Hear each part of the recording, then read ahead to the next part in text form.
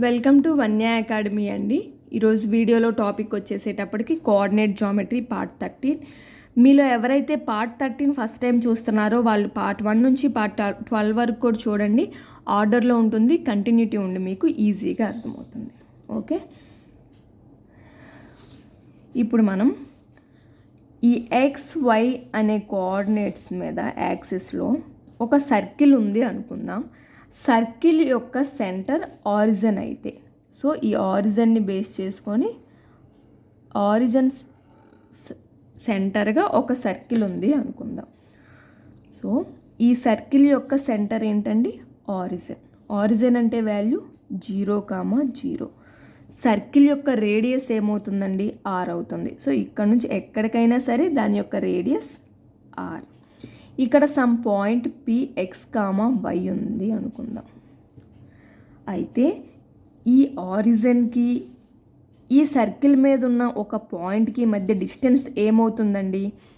మనం already distance formulas చెప్పుకున్నాం.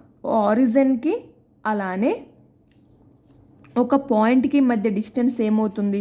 √(x² + y² అవుతుంది అని చెప్పుకున్నాం. అంటే ఈ ఆరిజిన్కి ఈ పాయింట్కి మధ్య డిస్టెన్స్ ఏమవుతుంది? √(x² + y² అవుతుంది. కానీ ఇప్పుడు థియరిటికల్గా చూడండి, ఈ సర్కిల్ యొక్క సెంటర్ ఆరిజిన్ నుంచి ఈ సర్కిల్ మీద ఏ పాయింట్ దగ్గరికైనా ఈ డిస్టెన్స్ ఏమవుతుంది? సర్కిల్ యొక్క రేడియస్ అవుతుంది కదా. ఇక్కడ నుంచి ఇక్కడికైనా ఈ సెంటర్ నుంచి ఈ సర్కిల్ మీద ఏ పాయింట్ దగ్గరికైనా ఆ డిస్టెన్స్ ఏమవుతుంది? సర్కిల్ యొక్క రేడియస్ అవుతుంది. కాబట్టి ఈ డిస్టెన్స్ని మనం రేడియస్కి ఈక్వల్ చేయొచ్చు కదా. ఈ 2 పాయింట్స్ మధ్య డిస్టెన్స్ ఏదైతే ఉంటుందో అదేమవుతుంది? ఆ సర్కిల్ యొక్క రేడియస్ అవుతుంది. So squaring on both sides చేస్తే x² + y² = r². ఇది సర్కిల్ యొక్క ఈక్వేషన్ అనుకోవచ్చు మనం. ఏ కేసులో? సర్కిల్ యొక్క సెంటర్ ఆరిజిన్ అయిన కేసులో. ఓకే, ఇంకొక కేసు కూడా ఉంటుంది కదా, ఆరిజిన్ కాకుండా వేరే ఎక్కడైనా ఉంటే ఈ XY యాక్సిస్లోనే XY ఈ సర్కిల్. సో నెక్స్ట్ పేజ్లో చెప్తాను మీకు.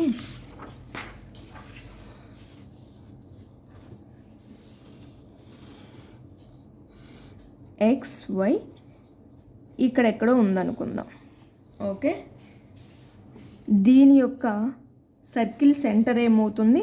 సమ్ A, B అనుకుందాం. ఇక్కడ ఎక్కడన్నా ఒక పాయింట్ PX, Y అనుకుందాం. సో ఈ రెండింటి మధ్య డిస్టెన్స్ ఫైండ్ అవుట్ చేయడానికి ఫార్ములా ఏమవుతుందండి? 2 పాయింట్స్ ఉన్నాయి, డిస్టెన్స్ ఫైండ్ అవుట్ చేయడానికి formula x - a² + y - b² √. ఇది ఈ రెండింటి మధ్య డిస్టెన్స్కి ఫార్ములా. కానీ ఒక సర్కిల్ యొక్క సెంటర్ నుంచి సర్కిల్ యొక్క పాయింట్కి మధ్య డిస్టెన్స్ ఎంత ఉంటుంది? ఆ సర్కిల్ యొక్క రేడియస్ అయి ఉంటుంది. కాబట్టి ఇక్కడ కూడా దీన్ని =R అనుకోవచ్చు కదా. So squaring on both sides చేస్తే x - a² + y - b² ఏమవుతుంది? R² అవుతుంది. ఓకే, ఇప్పుడు మనం 2 ఈక్వేషన్స్ని డిరైవ్ చేసుకున్నాం. సర్కిల్ యొక్క సెంటర్ ఆరిజిన్ అయినట్లయితే x² + y² = R² అవుతుంది. సర్కిల్ యొక్క సెంటర్ ఆరిజిన్ కాకుండా ఏదో ఒక పాయింట్ అయినట్లయితే x - a² + y - b² R² అవుతుంది అని. ఓకేనా? ఇదేంటి? సర్కిల్ యొక్క ఈక్వేషన్ అవుతుంది ఇక్కడ. ఓకే, ఇప్పుడు సర్కిల్ యొక్క ఈక్వేషన్ మనం ఏదైతే డిరైవ్ చేసామో x - a² + y - b² R². ఈ సర్కిల్ యొక్క ఈక్వేషన్ ఈ ఫామ్లో మనకు ఒక ఈక్వేషన్ ఇచ్చి ఆ సర్కిల్ యొక్క సెంటర్ ఏంటి అన్నారనుకోండి, సెంటర్ ఏమవుతుంది? A, B. ఈ ఈక్వేషన్లో సెంటర్ ఏంటండి? A, Bనే కదా. కాబట్టి ఈ ప్లేసెస్లో మనకి ఏదైతే ఉందో అది దాని యొక్క సెంటర్ A, B. రేడియస్ ఏమవుతుంది? రేడియస్ R అవుతుంది.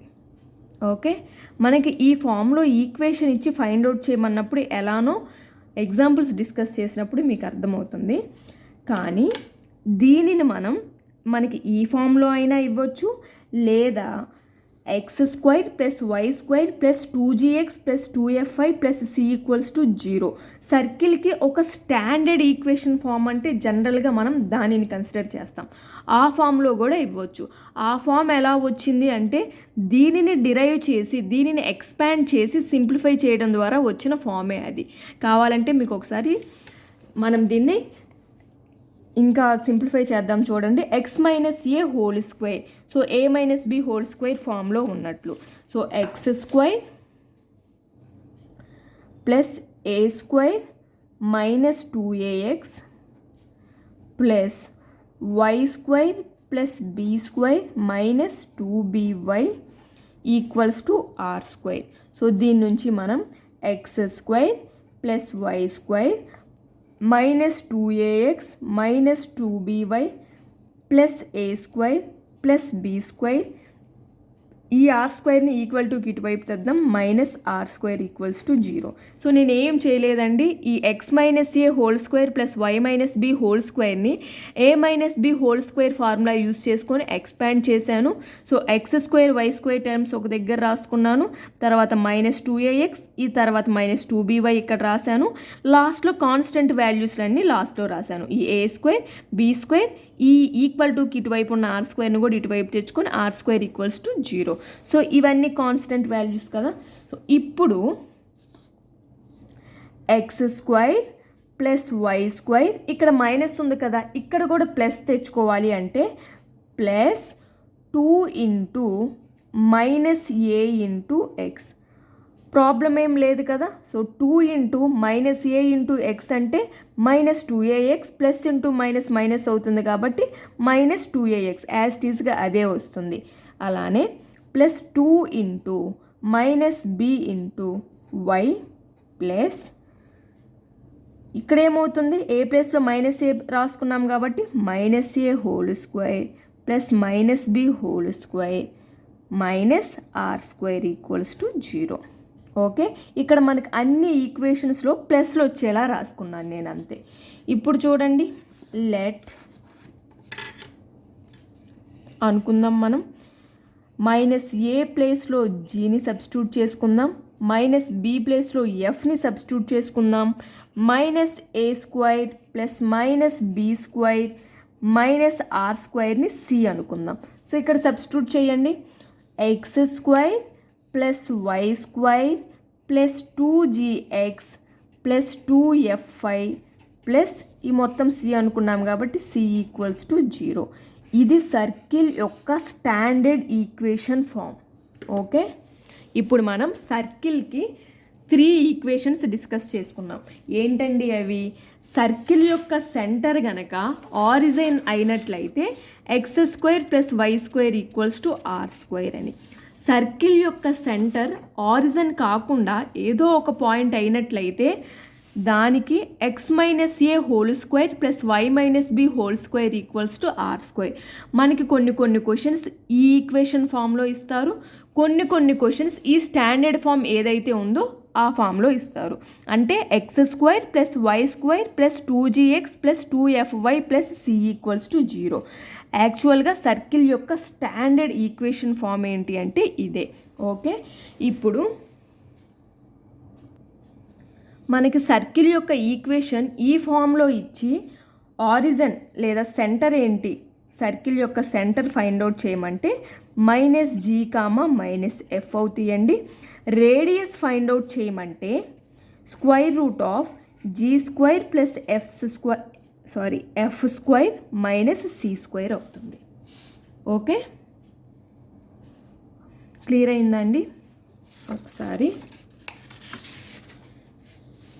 ప్రాబ్లమ్స్ డిస్కస్ చేసుకోబోయే కన్నా అన్నీ ఒకసారి పక్కన రాసుకొని చూద్దాం మనం. సర్కిల్ యొక్క సెంటర్ ఆరిజిన్ అయితే ఫామ్ ఏంటి? x² + y² = r².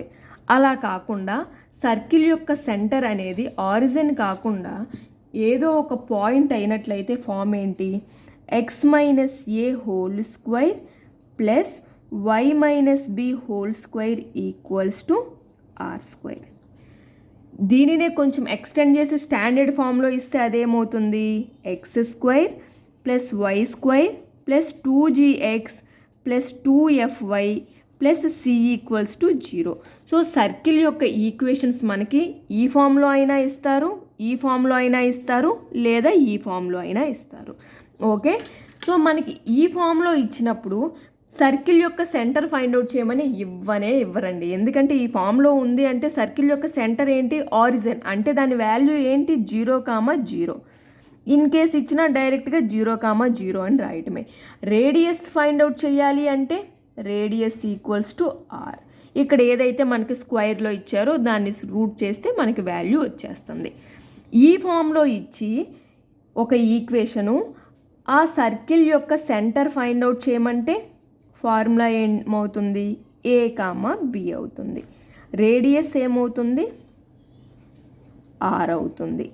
లేదా ఈ స్టాండర్డ్ ఫామ్లో ఇచ్చి మనల్ని సర్కిల్ యొక్క సెంటర్ ఫైండ్ అవుట్ చేయమంటే ఏమవుతుంది, minus G comma minus F అవుతుంది. రేడియస్ ఏమవుతుంది, square root of G square plus F square minus C square. ఇది రాసుకోండి ఒక దగ్గర మీరు ఇలా. ఓకేనా, సో మీకు సెంటర్ అయితే సర్కిల్ యొక్క సెంటర్, మనకి ఆరిజిన్ అయితే ఏంటి, సర్కిల్ యొక్క సెంటర్ ఆరిజిన్ కాకుండా ఒక పాయింట్ అయితే ఏంటి, ఒక పాయింట్ అయితే మనకి రెండు ఉన్న ఈక్వేషన్స్, ఒకటి X minus A whole square plus why minus B whole square equals to are square.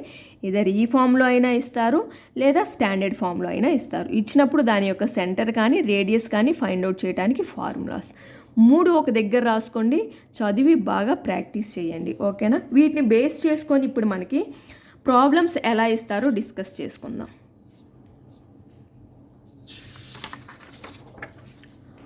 Find the radius and center of the circle having equation x minus 1 whole square plus y minus 2 whole square equals to 6 square.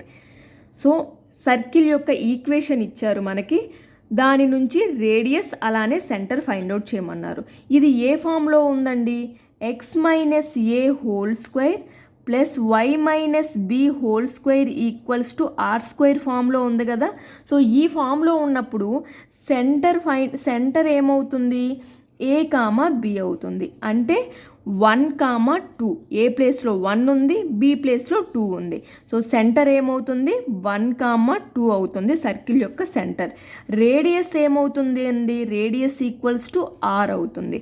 Are square అంటే 6 square ఇచ్చారు, అంటే radius are ఏమవుతుంది, 6 అవుతుంది. ఓకేనా, ఇంత సింపుల్గానే ఇస్తారండి problems. Next problem, find the radius and center of circle having equation x square plus y square minus 20x minus 26y plus 220 equals to 0. ఒక సర్కిల్ యొక్క ఈక్వేషన్ ఇచ్చారు, రేడియస్ అలానే సెంటర్ ఫైండ్ అవుట్ చేయమన్నారు. ఇది మనకి ఏ ఫామ్లో ఇచ్చినట్లుంది, x square plus why square plus 2gx plus 2fy plus C equals to 0 ఫామ్లో ఇచ్చారు.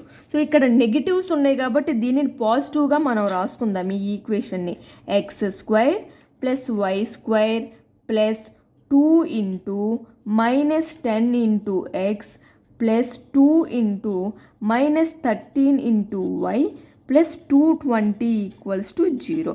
ఇప్పుడు ఇది X square plus why square plus 2gx plus 2fy plus C equals to 0 ఆ ఫామ్లోకి వచ్చేసింది కదా.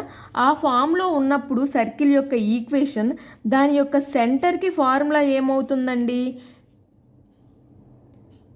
Minus G comma minus F అవుతుంది. Centre ఏమవుతుంది, minus G comma minus F.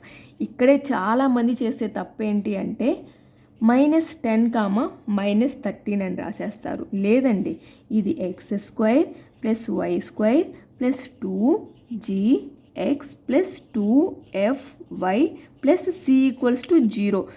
G అంటే ఇక్కడ -10, ఎఫ్ అంటే ఇక్కడ -13. సో -g, -f అంటే ఏమవుతుంది? మైనస్ జీ వాల్యూ ఎంత? -10, -f వాల్యూ ఎంత? -13. మైనస్ ఇంటూ మైనస్ ప్లస్ కాబట్టి 10, 13 ఈ సర్కిల్ యొక్క ఆరిజిన్ అవుతుంది. ఇన్ కేస్ మీకు ఇక్కడ పాజిటివ్ వాల్యూస్ ఉన్నాయి అనుకోండి, మనకి అంటే ఇక్కడే మనకి ప్లస్ ఇచ్చారనుకోండి, అంటే +20 +36 ఇచ్చారనుకోండి, 2 × 10, ఇక్కడ మామూలు 10, ఇక్కడ పాజిటివ్లోనే 13 ఉన్నప్పుడు -g, -f అంటే అప్పుడు -10, -13 ఆ సర్కిల్ యొక్క సెంటర్ అవుతుంది. ఓకేనా? నేను ఏం చెప్పానో మీకు అర్థమైందని అనుకుంటున్నాను. x² + y² + 2gx + 2fy + c = 0 ఫామ్లో ఉంది. అంటే ఈ -10 అనేది g యొక్క వాల్యూ, సెంటర్ అంటే -g, -f కాబట్టి g వాల్యూ ఆల్రెడీ -10 కాబట్టి మైనస్ అంటే మైనస్ ఇంటూ మైనస్ ప్లస్ అవుతుంది కాబట్టి 10, 13 సెంటర్ అవుతుంది. సో రేడియస్కి ఫార్ములా ఏంటండి? Radius = √g² + f² - c². g value ఎంతండి?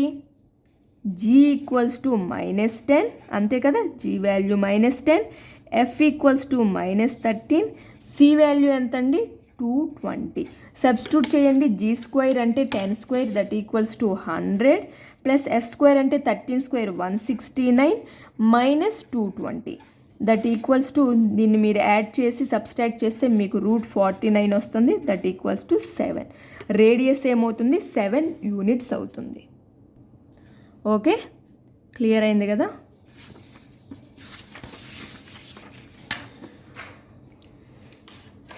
ఇప్పుడు మనం డిస్కస్ చేసుకున్నాం చూడండి, x² + y² = r². ఈ ఫామ్ ఎప్పుడండి? సర్కిల్ యొక్క సెంటర్ ఆరిజిన్ అయితే.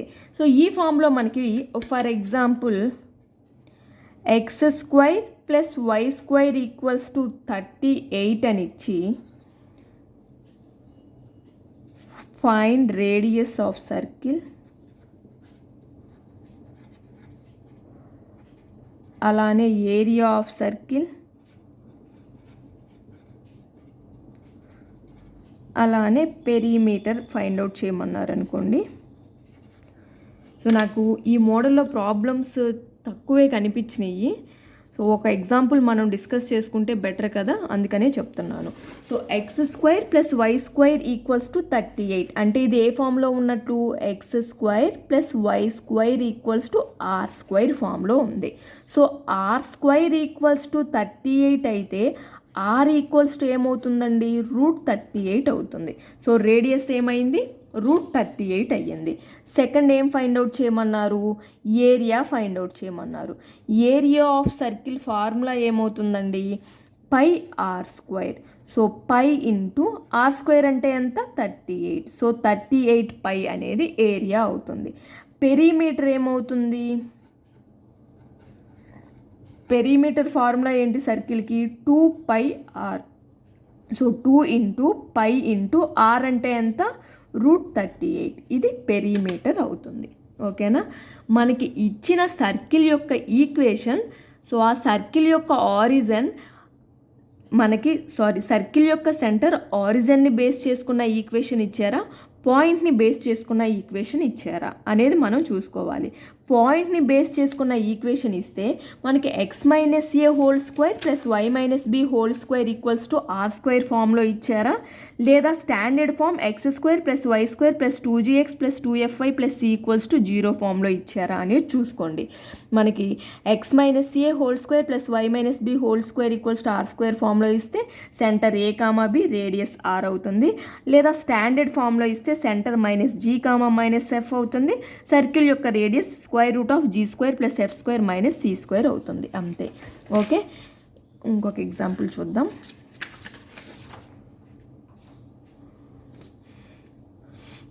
What will be the equation of a circle with center 1, -2 and radius 4 centimeters? So circle యొక్క సెంటర్ ఏమని ఇచ్చారు? 1, -2 అని ఇచ్చారు. దాని యొక్క రేడియస్ 4 అని ఇచ్చారు. సర్కిల్ యొక్క ఈక్వేషన్ ఫైండ్ అవుట్ చేయమన్నారు. ఒక పాయింట్ నుంచి సర్కిల్ యొక్క ఈక్వేషన్ ఫైండ్ అవుట్ చేయాలి అంటే సో ఇది ఏ కామా బి అనుకుంటే మనము సర్కిల్ యొక్క సెంటర్ని ఫార్ములా ఏంటి, x minus A whole square plus x minus B whole square equals to are square అవుతుంది కదా. సో ఏ ప్లేస్లో 1 x minus 1 whole square plus y అండి ఇక్కడ ప్లస్ వై మైనస్ బి -2 ఉంది కాబట్టి +2 whole square equals to are square అంటే 4 square that equals to 16. ఆప్షన్స్ని బట్టి సాల్వ్ చేయండి ఇలాంటి మోడల్. ఎందుకంటే ఒక్కొక్కసారి ఆప్షన్స్లో ఈ స్టెప్ ఇచ్చేస్తారు డైరెక్ట్గా. So x-1 whole square plus y-2 whole square equals to 16 అని ఇచ్చేస్తారు. ఈ స్టెప్ వరకు ఇస్తే మనం సాల్వ్ చేయాల్సిన పని లేదు. కాబట్టి ఒక్కసారి ఆన్సర్స్ని చెక్ చేయండి. ఆన్సర్ ఇలా ఇస్తే ఇక్కడే టిక్ పెట్టేయండి. ఇంకా సింప్లిఫై చేసి ఇచ్చారనుకోండి, సింప్లిఫై చేయండి మీరు కూడా. సో x-1 హోల్ స్క్వేర్ అంటే a minus B whole square ఫామ్లో ఉన్నట్లు. So a square plus b square minus 2ab కాబట్టి x square plus 1 minus 2x plus ఇది a plus b whole square ఫార్ములాలో ఉంది అంటే a square plus b square plus 2ab.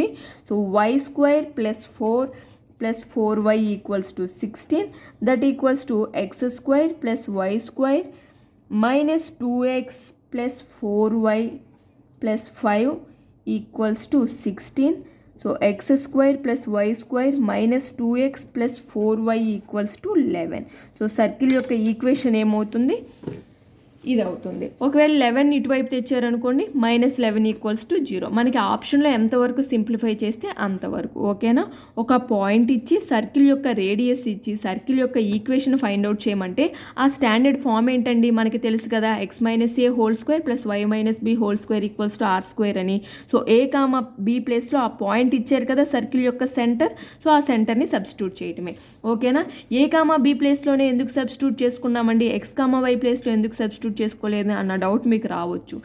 X minus A whole square plus why minus B whole square equals to are square ఫామ్లో ఒక circle ఉన్నప్పుడు ఆ ఈక్వేషన్లో circle యొక్క centre ఏమవుతుందండి, ఏ కామా బి అవుతుంది. సర్కిల్ యొక్క సెంటర్ ఏమవుతుంది, ఏ కామా బి.